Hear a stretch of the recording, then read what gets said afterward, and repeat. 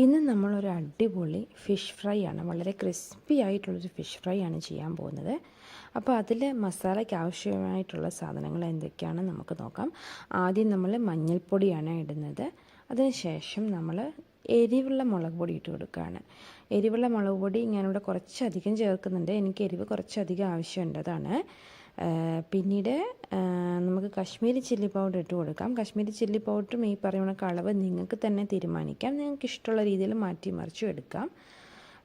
പിന്നീട് നമ്മൾ കുറച്ച് ഉപ്പ് ചേർത്ത് കൊടുക്കുക. ഉപ്പ് നമ്മൾ കുറച്ച് കൂടുതൽ തന്നെ ചേർത്തോളാം, കാരണം ഫ്രൈ അല്ലേ, അപ്പോൾ അതിൽ നന്നായിട്ട് പിടിക്കാൻ വേണ്ടിയിട്ട് ഉപ്പ് നല്ലതായിട്ട് ചേർക്കണം.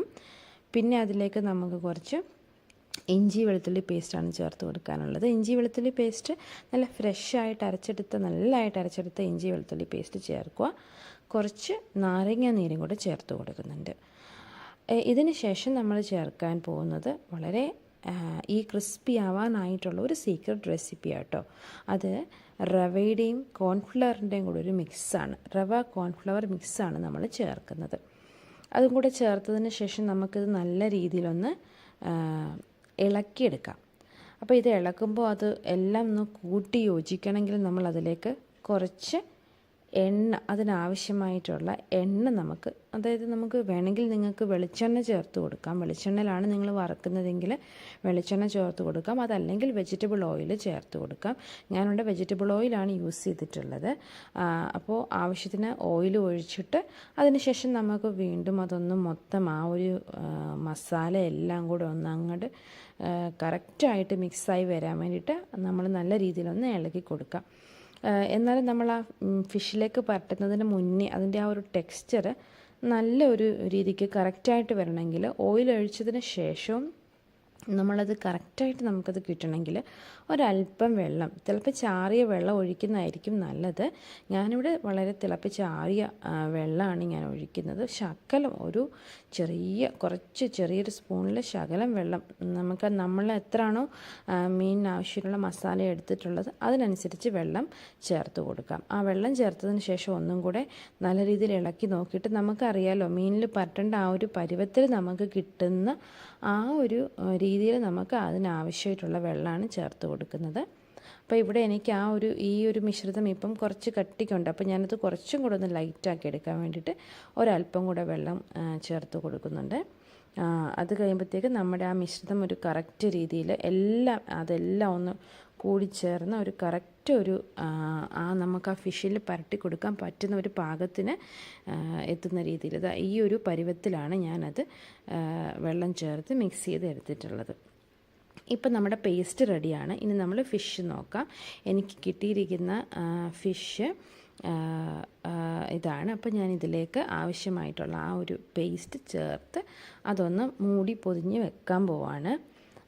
അപ്പോൾ നല്ലതായിട്ടത് പുരട്ടി കൊടുത്തതിന് ശേഷം നമുക്ക് തീർച്ചയായിട്ടും ഈ ഒരു ഫിഷ് കുറച്ച് നേരം നമുക്കൊന്ന് ഫ്രിഡ്ജിൽ സൂക്ഷിക്കാനുണ്ട്.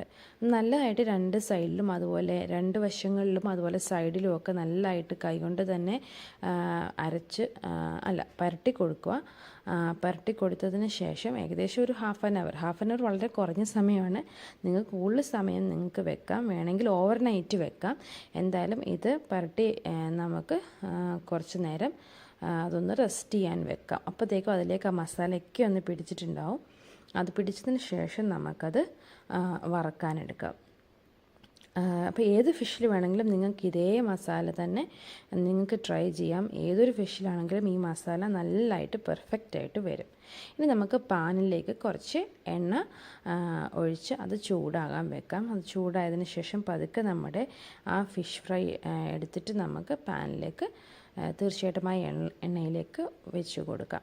ഇനി ഈ ഒരു ഫിഷ് ഫ്രൈ എണ്ണയിൽ മുരിഞ്ഞ് വരുമ്പം അതിൻ്റെ ആ ഒരു ഫ്ലേവറിന് വേണ്ടിയിട്ട് നമുക്കൊരു പ്രത്യേക നമ്മൾ മലയാളികൾ യൂസ് ചെയ്യുന്ന ആ ഒരു സാധനമുണ്ട്, ഒരു പ്രത്യേക ഒരു ഐറ്റം. അതും കൂടെ നമുക്കിതിലേക്ക് ഉപയോഗിക്കുകയാണെങ്കിൽ നല്ല ഭംഗിയായിട്ട് ഇതിൻ്റെ ഒരു ഫ്ലേവർ വരും. നല്ല ഫ്രഷായിട്ടുള്ള കറിവേപ്പില.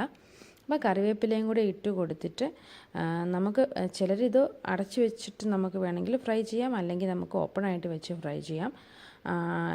ഒരു വശമായി കഴിയുമ്പോൾ നമുക്ക് മറിച്ചിടാം. തീർച്ചയായിട്ടും ഇപ്പം നമുക്ക് കാണാൻ പറ്റുന്ന കണക്ക് നല്ല ഒരു വശം നല്ലതായിട്ട് മൊരിഞ്ഞ് വന്നിട്ടുണ്ട്. അപ്പം നമ്മളത് മറിച്ചിട്ട് 2 വശവും നല്ലതായിട്ട് മുരിച്ച് നമുക്കെടുക്കാം. അടച്ചു വെക്കുവാണെങ്കിൽ കുറച്ച് അകം നല്ലതായിട്ട് വെന്ത് കുറച്ചും കൂടി സ്പീഡിൽ കിട്ടും. എങ്ങനെ വേണമെങ്കിലും നിങ്ങൾക്ക് ഇഷ്ടമുള്ള രീതിയിൽ ചെയ്യാം. അവസാനം ഈ ഒരു രീതിയിൽ കിട്ടും. നല്ല ടേസ്റ്റാണ്, നല്ല ക്രിസ്പി ആയിട്ടിരിക്കും, നല്ല ടേസ്റ്റായിട്ടുള്ള